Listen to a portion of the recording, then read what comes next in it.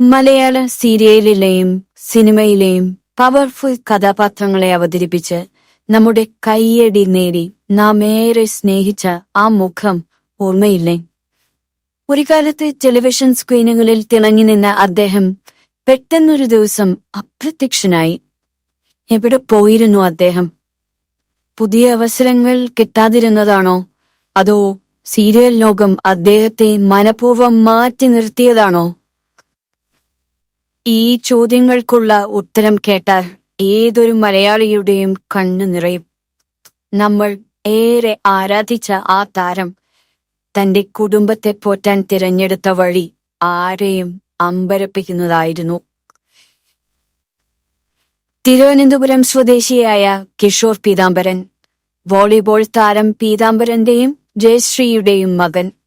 പഠിക്കുന്ന കാലം മുതൽ അഭിനയം കൂടെ ഉണ്ടായിരുന്ന കിഷോർ AKG എന്ന നാടകത്തിലൂടെയാണ് ശ്രദ്ധിക്കപ്പെട്ടത്.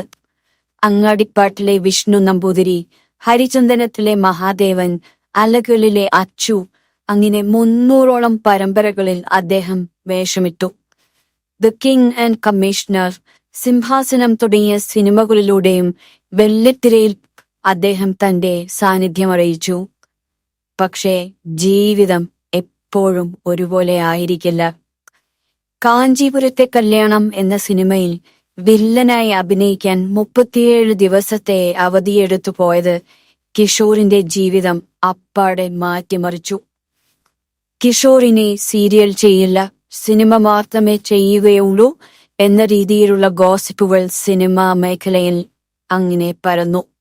ഈ ഒരൊറ്റ വാർത്ത കാരണം അതിനു മുൻപത്തെ 17 വർഷത്തെ അദ്ദേഹത്തിന്റെ അധ്വാനം പാഴായിപ്പോയി.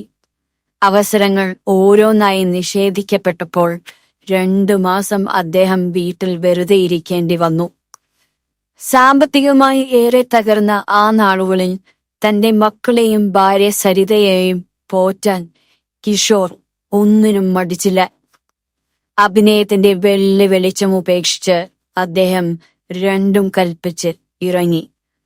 അദ്ദേഹം ഒരു ഡ്രൈവറായി തന്നെ ജോലിക്കിറങ്ങി. തനിക്ക് എല്ലാ വണ്ടികളും ഓടിക്കാൻ അറിയാമെന്നും കുടുംബത്തിനു വേണ്ടി ആ ജോലി ചെയ്യുന്നതിൽ തനിക്ക് അഭിമാനമേ ഉള്ളൂ എന്നും അദ്ദേഹം വെളിപ്പെടുത്തിയത് മലയാളികളെ ഏറെ സങ്കടത്തിലാക്കിയ വാർത്തയാണ്. ചെന്നൈയിൽ എയർ ഹോസ്റ്റസ് ആയിരുന്ന പ്രീതിയെ വിവാഹം കഴിച്ചതു മുതൽ ബിഗ് ബോസ് വേദിയിൽ കണ്ട ആ സ്നേഹം വരെ എല്ലാം അദ്ദേഹത്തിന് ഒരു കരുത്തായിരുന്നു. ഇന്ന് കിഷോർ പീതാംബരൻ വീണ്ടും